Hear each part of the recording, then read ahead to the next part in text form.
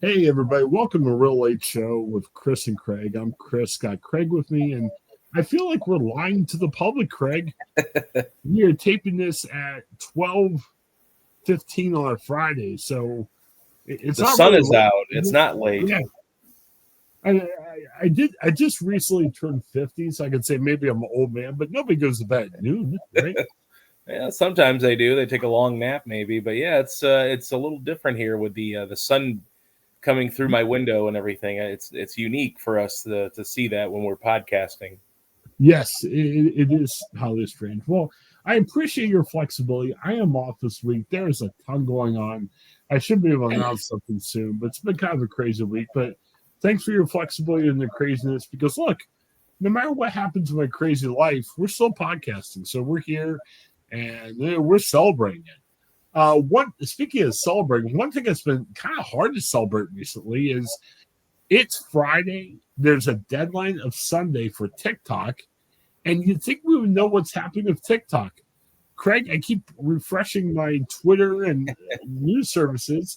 We still don't know what's going on with TikTok. There was a law passed saying, hey, look, if TikTok doesn't sell, since it's based in China, it might get shut down, or maybe it'll lose its access on the Google Play Store and the iTunes Store and everything. And dude, it's 2 days until then. We still don't know. And Yeah. again, we're not a political podcast, so we don't care about the Republicans and Democrats part of it.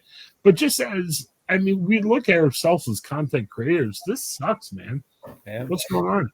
Well, if you some breaking news, I suppose today Oh, the Supreme Court has upheld the TikTok ban, so it's going to be banned on Sunday, from well, what I'm seeing on X, formerly known as Twitter. well. And here's what's kind of weird to talk about because this story could change 50 times, and even if we release this podcast tomorrow. So, what this means, and let me tell you what I think it means, and tell me if I'm wrong. If it gets banned, it's just taken out of the store, right? So we can still use TikTok. We just can't download it if you're a first time TikTok user. I believe that's correct, but I'm not 100% sure because I think there's a lot of uncertainty about what people want TikTok to be in the United States. And I think some of the problems that they've had and the cause for this ban has been, you know, the potential for, you know, getting data, spying on people, and that's been the concern. But at the same time, it really there haven't it's not been a widespread amount of stories I haven't seen anyway to suggest that that's been happening. I know that there's been some stories out there that have happened where people have been spied on, or their content has been, or their information has been, absorbed. But I will say this though, a lot of apps do that anyway. So, and I know that TikTok, or the subsidiary of TikTok, has already started throwing out a bunch of new social media, like at least two that I've seen. Like Lemon 8 is one of them, and there's another one where you can actually, it's essentially the new TikTok or an Instagram like, app. So I think that clearly they were not willing to budge. Otherwise, they wouldn't have created two new apps to flood the market and get people to switch over. And I think they wanted to stand strong on their ground that they didn't have to sell their U.S. rights to the app. And here we are, I guess. But I also think too, it sounds like it's going to be up to the incoming administration and the Trump administration to determine if this continues to move forward, or if the ban will be lifted or it will be extended. But as of right now, the Supreme Court has upheld the ban, and it seems like, the ban is going to be in effect until Donald Trump decides what he wants to maybe do with it. Yeah, and the other thing is, I've read stories too saying TikTok might just say, okay, we're just going to pull it, period, or pull it in the U.S. too. Yeah. So again, if you're listening to this podcast whenever, just refresh your Twitter feed or however you get your news, because again, this story will probably change 50 times before the Sunday deadline. Right. Yeah. And it's so. And let me just touch on this for 2 seconds, and we'll move on from this part of it. It's hard to even track, like if you're on the Republican side, Democrat side, like what side you should be on. Because for a while, Trump was opposed to it, and then I guess he's claiming he's getting a lot of voters from the TikTok generation. So it's like, oh, I love it, I want to keep it. And it's hard to say. And the funny thing about it is, whoever you are, Kevin O'Leary, he's like the Mr. Wonderful guy from Shark Tank. He's made conversations about trying to buy it. I heard the possibility of Elon Musk or Mark Cuban. Actually, Jimmy Donaldson, Mr. Beast, where he was like, oh, I'm going to try to buy it. Let's just make this simple. And again, the world can live without TikTok. Like, my life's not going to end if TikTok goes away. But let's just have someone buy it. I mean, we talk about public relations. What would be great public relations? So if you're a Trump or Elon or Mr. Wonderful or, Mr. Beast or whatever Mr. you are, just pony up the money, get it. You'll get some good PR play for a little bit. And it's another one of the billions of social networking apps that it is what it is, but I think the problem is that maybe they just don't want to sell. And if they don't want to sell, it doesn't matter how many Misters or Misses that come to the table. And I think that's the problem, is that, if you are going to sell, you're selling because people know that this is a viable app for money making, which means you can put a monetary value on it right now, but who's to say that that app won't be more valuable 10 days from now, 10 years from now? And I think the idea is that they're saying, well, if we're going to sell, then we want to overpay. We want you to overpay for it. And I don't know that it's kind of a complicated situation, because so many people rely on TikTok to make money. These streamers are using TikTok primarily as a means to earn an income, and a lot of them have been talking about the impact that it will have on them if the app goes away. And you feel for them, because they're taking advantage of the situation that's at hand right now, which is being able to be on social media and make money off of it and earn a living. But then there's also other avenues that you could go to: Instagram, YouTube, Twitch, whatever. So there's a lot of other viable situations out there. It's just right now, this is the moneymaker, and this is the one that is the most exposure. So you wonder if people are willing to pony up and just say, well, we're going to let it slide, and maybe we'll scrutinize it and put some sort of fail safe on it to make sure that there's no espionage going on, or stalking, or anything like that that's going on, or tracking more than other apps may do, because every app tracks you, their locations, they can see what sites you're visiting, and that's kind of the way the world works these days. But I guess the United States seemed to be more concerned when it was China specifically doing it. Yeah, and I was going to just talk about that. I'm not big government, but look, the government's not really regulating the social media industry that much at all. But even if you're not involved in social media, hey, if you have a Netflix account or a Peacock account, you're giving your information away. You know what I mean? Yeah. And most people have some type of a internet account that are on the internet. And you want to be careful. And I don't want information getting in the wrong hands. But I think we're unfairly picking on TikTok. Everybody's doing that. And there's no regulation. So Elon can do what he wants, or Zuckerberg, or whoever else you want to throw their things on. And it just seems very unjust right now. I think that's my issue with it. If you're going to be picky on everybody. Don't be picky just because one says Chinese ownership. And again, I know China is a communist country. I know we all need to be afraid of China or whatever. But look, we don't have regulation here, so anybody can do anything. So this just seems to be a lot of political crap. And you're right. There was a good story down here in Central Ohio where they talked to influencers. And you might say, well, is that really an appropriate job?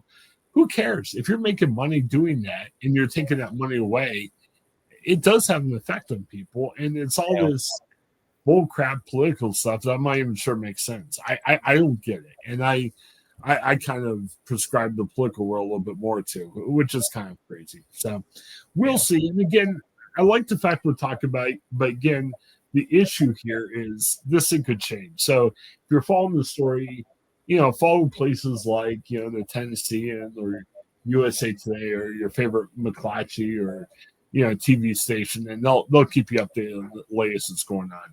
Yeah. I want to make sure we still kind of keep our focus on the pop culture aspect.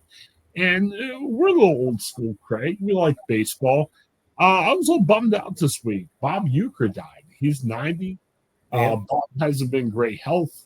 Not a super surprise he died. I mean, he lived a full life, but kind of a bummer. I remember Uecker from Major League. I remember Mr. Belvedere. Did you check out Mr. Belvedere as a young kid? I did, yeah. Yeah, a lot of stuff he was involved in. I like old school baseball. I never really was a Brewers fan. I always knew Uecker was a longtime broadcaster, but the Brewers were a team that most of the time they weren't good. So I couldn't tell you that I watched or listened to a lot of Brewers games, but I kind of felt like I knew him as a broadcaster too from his appearance in Major League. Yeah, just an iconic figure. And he played baseball, which is really cool too. A lot of broadcasters obviously they go the college route and they work their way up to the big leagues, and that's kind of their deal. And it was so unique that, Bob Uecker played the game of baseball and had the opportunity to transition that into broadcasting. And he was just a really unique voice. There are very few voices that when you hear them on TV, you're going to know who that broadcaster is. And one of those is Bob Uecker.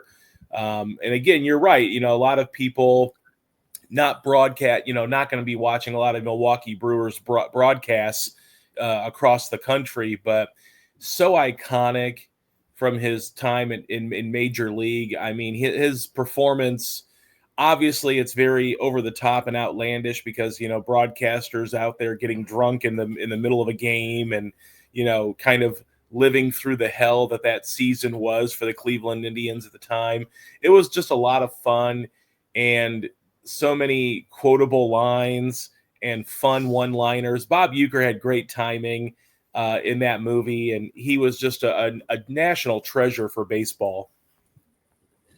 Yeah, no, I need to do a little bit more research about this. Apparently, Uecker was just, on a lot of the old Johnny Carson and the older Letterman shows. I had to admit, this was pretty funny. I love Norm Macdonald. I mean, I could go on for years about Norm, but did you see Norm later in his life? He appeared on Letterman, and he would tell Bob Uecker stories where, like, Uecker would cuss and be profane and everything else like that. Did you see that? Yeah, I did. Yeah, and I always wonder about that because I think Uecker is getting older. Uecker is probably not well enough to appear on late night talk shows. But it was funny. I want to read more about what happened behind the scenes because Artie Lang, who's friends with Norm, he also told a story about how Uecker was like cussing out people and everything. And it was funny because I saw Norm on the Howard Stern show once, and Howard Stern was like, Uecker really didn't like that. So I'm not sure exactly how close they were, but it was kind of a way where Uecker became like a comic fool, even though he didn't appear on the shows again. I mean, I'm assuming these are accurate stories that Norm and Artie told. It was just kind of weird about how everyone would share those stories on Letterman, and Uecker really never talked about it. Yeah, I mean, Bob Uecker was fun, and I think that maybe the stories are accurate. Who knows? But I think it's.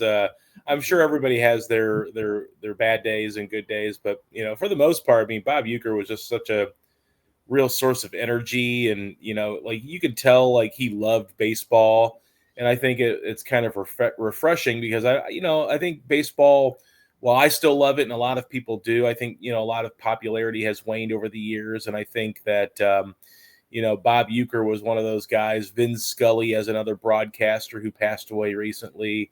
I think that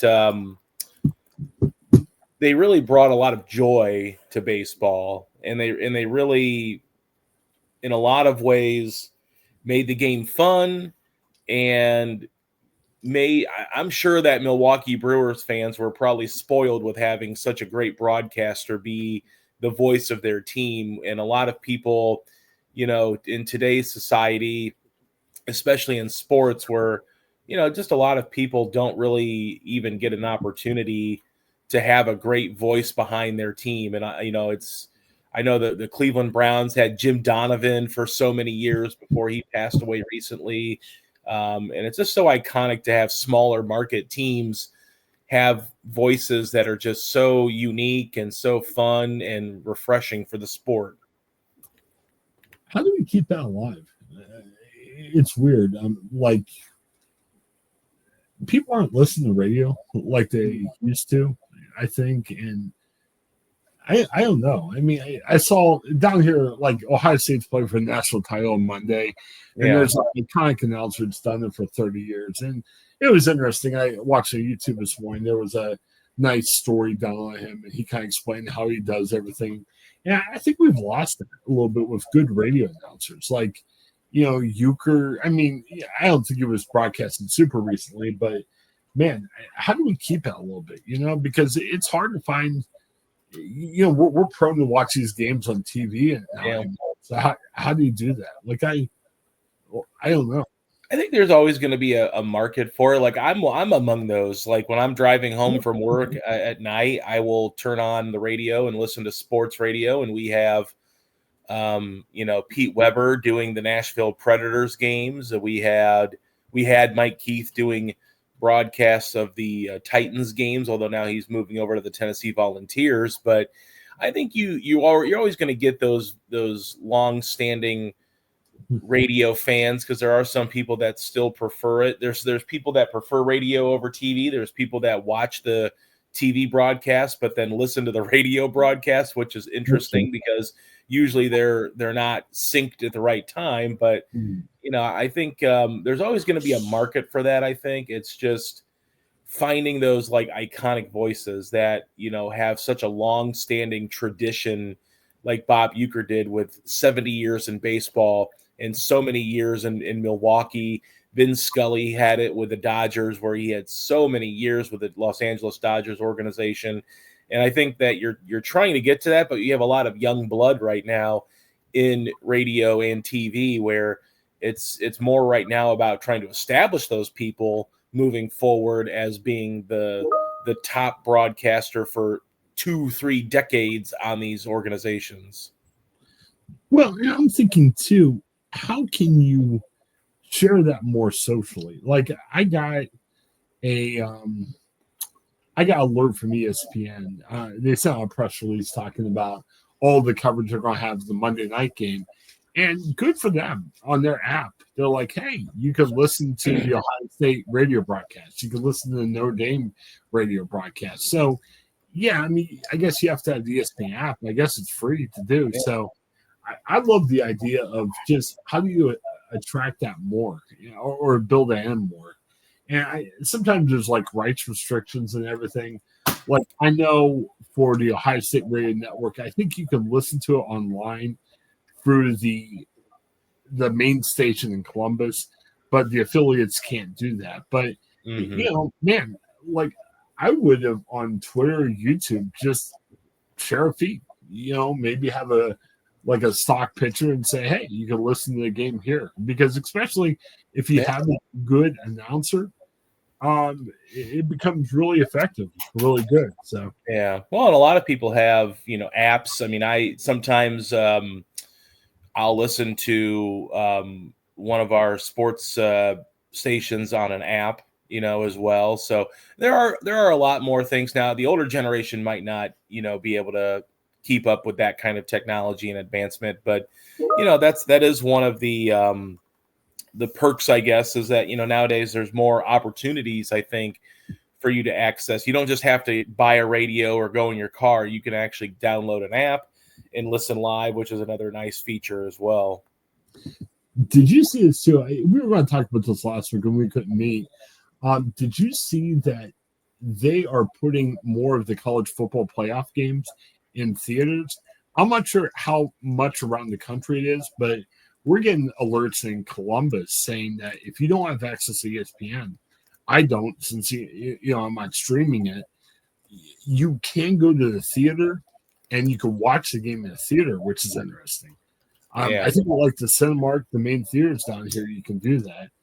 I don't know if I'm going to do that because my family, I got young kids that need to be up early for school. My wife really doesn't have interest, but I like how they are offering different options. And, it's a nice feature. I do like that. I mean, obviously, the price is it's a little pricey to even go to the movie theater to watch a game, but I can see how that'd be fun to watch it on the big screen and everything. But it's another nice option. I think as more people cord cut and don't have cable, I think it's a really good option to, if you want to, it's kind of the equivalent of giving me the bar. You're going to the bar and giving me a game there, but now you're getting a movie theater seat, popcorn, and a big screen to watch a game on.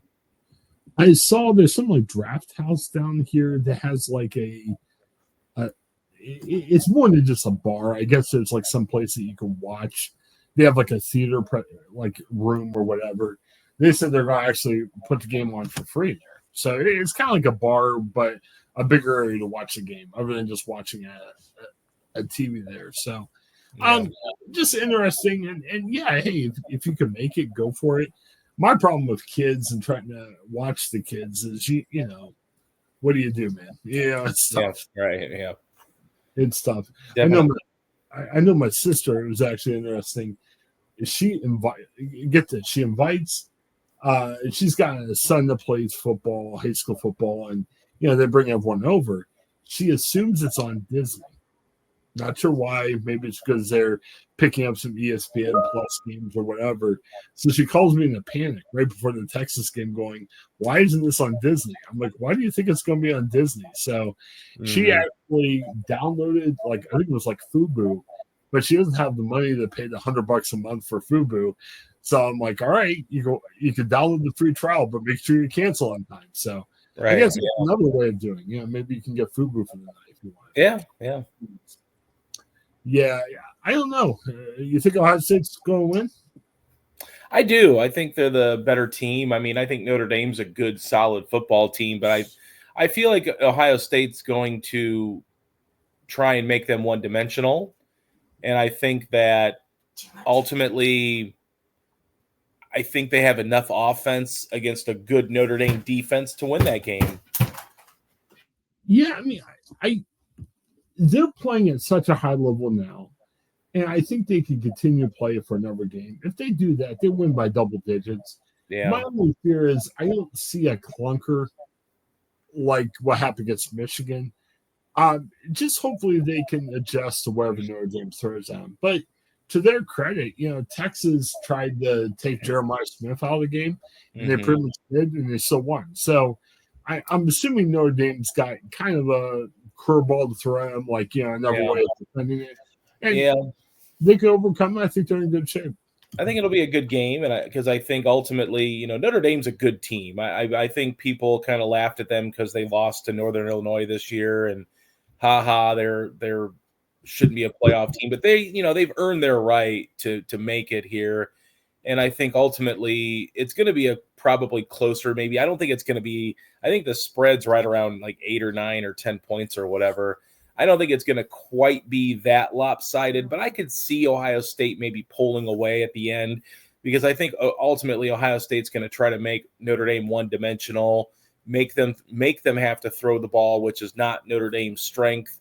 And I think that's how Ohio State maybe possibly pulls away at the end there and wins by maybe around 10 points, maybe like a 31-21 kind of game. But I would be shocked if this is like a razor thin, 28-27 kind of game too, because Notre Dame is a good football team, and so is Ohio State. Yeah, definitely. It'll be interesting. It's kind of weird down here in Columbus where I live. I mean, a lot of excitement, the local teams in the national title game. It's evidence of how college football is changing even this year, because, they lost to Michigan for the 4th straight year. A real embarrassing loss because Michigan's not that great this year. Right. But now you're still playing for a national title. So I I think if they win the national championship, no one's going to like say it wasn't worth it. Yeah, it definitely was worth it. But it's just weird because in years past, when you lose in Michigan, your season's over literally. I mean, you don't go to the playoffs, everything. And now you can make it. And again, no one's going to be disappointed if they win the national title. I think it's just evidence of how we're going to look at college football a little bit differently than we did in the past. And maybe some of these rival games don't mean quite as much. Yeah, for the old school fans, they're definitely going to do it. And everybody wants to beat Michigan. Yeah. But again, it's not a death sentence like it's been in the past. No, and obviously it was one of those. I think there was a fear that that loss was a microcosm of the failures of the Ryan Day era, which is you can't beat your rival. Can you win the big one? Well, now they're one game away from winning the big one and winning a national championship and probably curing all those ills in one game if they can win that game. And even if they don't win, I mean, my argument's always been, well, Ohio State should probably be in this situation because they had one of the highest NIL payrolls in college football. They went out and bought a team essentially in the offseason to try to compete and be a national champion. So I never really doubted that Ohio State should be in a situation like this because of the money they spent. But, they've had a hiccup in the road. You could have beat Oregon when they played at Oregon. And then obviously, Michigan was just one of those games where they laid an egg, and that happens sometimes in college football.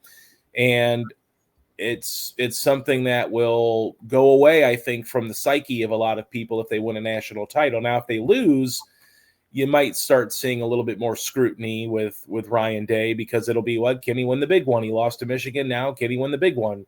But at the end of the day, if Ohio State wins a national title, I think you've got to forgive the Michigan loss and say, look, he won the biggest game of the year other than Michigan. That's pretty important stuff. Oh, yeah. Yeah.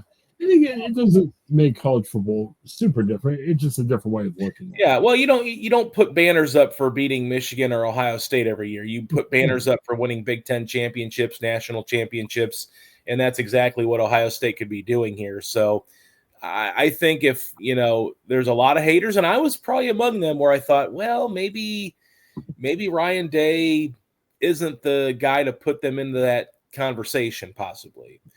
But obviously what he's done in the playoffs, they're playing very angry. I mean, they, obviously I thought Tennessee was limited with a young quarterback, but Tennessee had a really good defense and a really good team overall, and they just stomped them. And then, of course, they stomp Oregon, and then they beat Texas. I mean, there is no doubt if they win the national championship, if either team wins the national championship, they will have very much earned this national championship, probably more than any other national champion in history, because you're playing, 4 really quality teams in a row and beating them. That's incredible. Well, and to be honest, and you said this, Ohio State came in the year as one of, if not the best team in the country. But I think when history looks back at this season, there were some whispers about Ohio State even before the Michigan game where people are like, are they really playing that well? And, the loss to Michigan was kind of the kick in the butt they probably needed. Yeah. And not to say they would have lost right away if they beat Michigan, but, they were kind of, I don't know how to describe it, maybe floating or just really not. They need a kick in the butt, I think. And I think the Michigan gave them a kick in the butt where maybe if they beat Michigan by little or a lot, maybe they wouldn't have had that urgency that they have now. And maybe they would have lost in the semifinals. Because, again, Texas is a good team. Notre Dame's a good team. Maybe you just don't have that urgency that you had that you lost to Michigan. So, any Ohio State fan wouldn't want to say, oh, it's great to lose to Michigan. But right. But it might have been the best thing for their season. It might have saved their season in a lot of ways, or saved their identity in a way where they're finally like, okay, we got to get mean and angry, and we've got to play hard in the trenches, and we've got to get back to kind of that traditional Big Ten football. We can still be explosive in the passing game because we have, maybe one of the great receivers of all time at this point, playing college football. And I think they realized that their shortcomings against Michigan were largely in part because they quite simply were just getting beat up in the trenches by the Wolverines. And now I think they've come to this realization, like, we've got to play a certain way of football, like old school Ohio State football. And I think they've kind of finally done that. And I mean, what better time to find your identity than in the college football playoff? And that's exactly what they've done, is found this identity of being a really hardened team that can play against anybody. And I mean, Oregon is a great team. Oregon was undefeated and they looked great. And obviously I don't think Oregon and Ohio State should have been playing in the quarterfinals, but it is what it is. But it's just an amazing turnaround from that Michigan loss, thinking, man, this team does not look like they're going to make any noise in the playoffs, to now they look like, after that first game, I think I was among those people that thought Ohio State's going to win a national championship because of the way they played against Tennessee. I mean, they throttled them pretty convincingly. And then, of course, when they played Oregon and throttled them, it just verified everything that you might have seen in that Tennessee win. Yeah, definitely. Craig, a quick promo. It's kind of funny. Like, when you podcast late at night, you usually have breaking news, but I'm getting all kinds of texts from Gary Vogren, the guy. And we joke around and get silly on the podcast, but he likes talking a lot of Ohio news. Man, there's a lot of Ohio news breaking right now since we first started talking. Apparently, they're moving the inauguration on Monday inside for the first time in a long time. Okay. We're getting cold around the country. I know you in Nashville, it's like, 80 down there all year round, so you don't have to worry about it. No, not quite. We've had some weather, although it's a very nice 54, getting up to around 60 today, though. It's a very nice mid-January winter day in Nashville. Although we had Snowmageddon last Friday, so it's a very the juxtaposition is very prevalent here with how we are from last Friday, when it was a little cold, but really very snowy, though, for Middle Tennessee. Well, here in Central Ohio, they're saying -10 to -20 wind chill next week. Ooh. It is a little warmer. I would be stunned if it can't be 50. Here, let me check. I'm curious now. 38. I mean, not terrible here, but yeah, it's going to get cold, and yeah, it's going to stink. Yeah, I'm sure DC is going to be the same. Apparently, it's going to be like indoors, like dignitaries will be able to attend in person. And apparently, I'm looking at a press release put up by the Trump campaign. Apparently, nearby Capital One Arena, where the Wizards and the Washington Capitals play, I guess if they'll have it on the TV there. But I guess the thought would be is, unless you want to be around a lot of people cheering, why not just stay in your hotel or something? Like, do you have to go out? You know what I mean? Like, I don't know. I'm the type, I'm not really into Trump or the other, but why go to arena to watch them? Like, I don't know. Right. It's the mindset, like when the Cavs won the NBA title, Game 7, that was in Golden State. You could go to the Cavs arena and watch it. I guess, right. Yeah, a little bit more. It's a little bit more exhilarating, right? Yeah, and I guess for some people, the Trump inauguration's like the Cavs win the title. I don't know. I don't care about that much, but I don't know, dude. The older I get, I just want to watch whatever on a big TV. I'm like, right. I don't need to go out. But again, if you're into that, that's breaking news. We'll discuss that. And again, we got to get Dan Tierney on. I know Dan's been a little nervous on the media now. Apparently, they're making the big announcement on who's going to be the U.S. Senator from Ohio. Okay. Wow. Replace Speedy Vance. We got to call up Dan and get the scoop from him, Well, we're hearing rumors that it's John Huston, the current, what do you call it? Not the vice governor, but the vice governor, isn't he? Or there's a different title. I can't remember what it is. He's a vice governor in essence, but the second man, or he is the assistant to the governor, or whatever you want to say. Yeah. Well, he's not the second. He's not married to DeWine, but No, no, he's not. No, he's not. yeah, Lieutenant Governor. Lieutenant Governor is the title.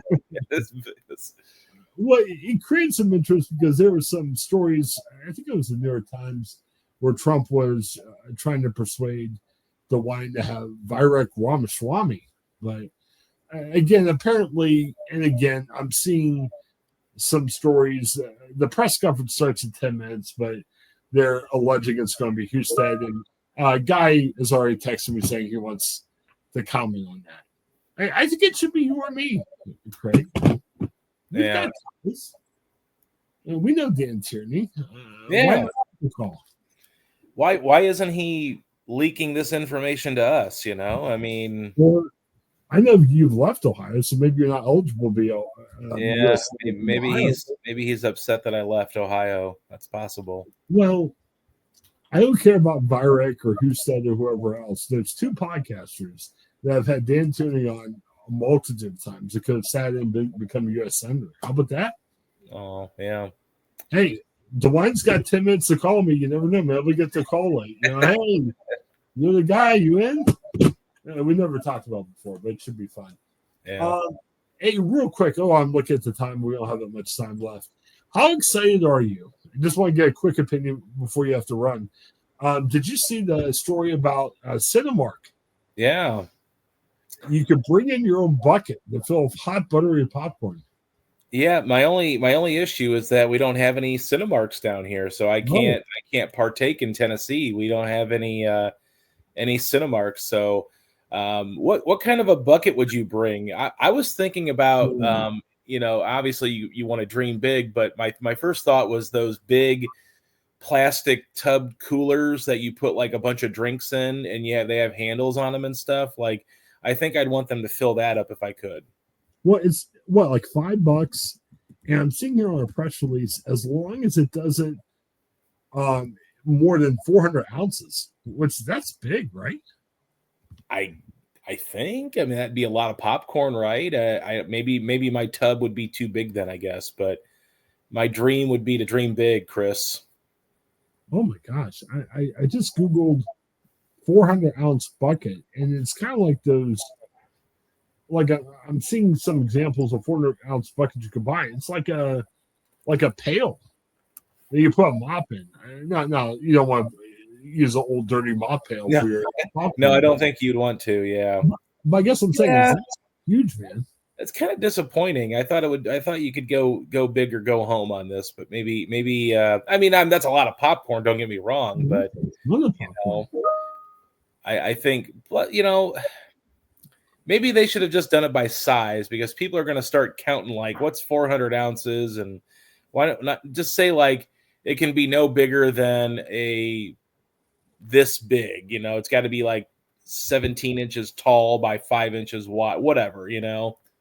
Well, I've got two concerns. One, Cinemark's going to lose a ton of money on this, but that's a lot of popcorn. I know popcorn's overcharged, and I'm sure popcorn probably costs them a dime to make. So maybe, they're still making money off it. Yeah. Oh, yeah. They're going to make money. Okay. Can you imagine? You go by yourself, you bring in your big mop pail, you get 400 ounces of popcorn. You should not eat 400 ounces of popcorn. You're going to get sick, gain a ton of weight. I'm even thinking if you bring a spouse or your better half, that's way too much popcorn for two people. You've got a whole family. Well, I mean, at least 4 or 5. Yeah. Dude, if you have a family of 4 in and everyone's eating 100 ounces of popcorn, that seems like a lot for one person to eat. Oh, yeah. Yeah. I'm sure there will be people that do it. But I do wonder, you said they're definitely going to take a loss on the popcorn probably. That's a lot of popcorn that they're going to go through that day. But I get what they're doing here. They're trying to dredge up interest during a month of the box office season that's not always super busy. And I think that their goal here is to get people in the theaters, buy tickets for movies, buy other concessions, and they're willing to take the loss on what people deem the traditional snack at a movie theater and popcorn. I think it's a brilliant idea, especially right now, because it's not a very popular. You're never going to see this probably during the summer, unless the summertime months just start to wane. But this is a good idea, I think, for Cinemark to dredge up interest in going to the theater again. And, 7-Eleven does that yearly thing where they allow you to bring in whatever you want to bring in to fill up a Slurpee. I think this is kind of that similar situation where they're going to really get a lot of interest from people going to the movies and saying, hey, we can get popcorn for whatever, $5 or whatever, and actually afford to go to a movie and not have to pay $100 for a family of 4 to go to a movie and get popcorn. I'm seeing a bag of popcorn costs like 15 cents to make. So maybe they're still making money off there. Yeah, they're not making as much as they would normally, but yeah, it costs a lot of money to buy stuff at theaters. So I don't know. It does. It's very expensive. And, obviously they probably will make money off the drinks that day too, because people are going to need to wash all that saltiness down. So I'm sure they're going to do okay. And they're going to make a lot more money with people just coming into the theater because of all of this. So I'm sure they're going to be busy making the popcorn though. And no knock on movies. There's a lot of good movies out there. I know there's a lot of people like you that like to go see the movies, but let's keep diversifying. Show a game on there. Yeah. Show a Taylor Swift concert on there. Don't take away your movies, but let's don't throw out 100 movies at one time. If we can put a game on or a popular concert, let's go for it. So, all right. Well, Craig, I'm looking at the time. I don't want to keep you later. So for Craig, this is Chris. Thanks for checking us out. Have a great day.